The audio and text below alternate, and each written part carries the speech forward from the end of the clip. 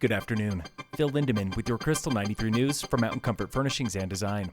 I-70 traffic was down for a fifth straight weekend, and this time it plummeted. Just over 89,000 cars traveled I-70 through Summit Friday into Sunday. That's down 13% from the previous weekend, and the first time since December, the traffic dipped below 100,000.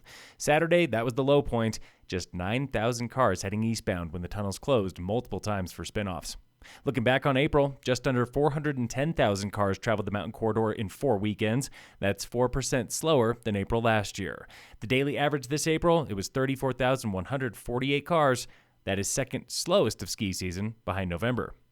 A snowshoer fell 30 feet off a cornice hiking solo at Mount Baldy in Breckenridge yesterday. The snowshoer tells the CAIC he was descending after a failed summit attempt and was disoriented in a whiteout.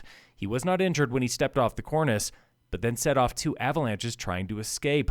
Luckily, the victim was not caught by either slide. One ran nearly 800 vertical feet. Summit County Rescue Group did finally pull the victim off the west face of Baldy with a rope system. Authorities in Chaffee County confirmed that Suzanne Morphew was killed by a mix of human and animal sedatives. Morphew was last seen alive on a bike ride in 2020. Her body was found last year. Her autopsy results were just released this morning. The case made national news. Morphew's husband, Barry Morphew, was arrested on murder charges but later released. There are still no suspects. It was a packed house last Thursday at the Summit School Board meeting where teachers were fighting for better pay and local nonprofits were fighting for language services. Advocates with the FERC and Mountain Dreamers told the board we need more and better bilingual support, especially for Spanish speakers. They want the district to expand its Spanish liaison program. Teachers then told the board they are overwhelmed by high turnover, low pay, and not enough planning time. The teachers union believes this is a big reason talented educators do not stay here in Summit. The district budget this school year is nearly $54 million. Superintendent Dr. Tony Bird says 88% of that goes to wages and benefits. That is second only in spending to Boulder County schools.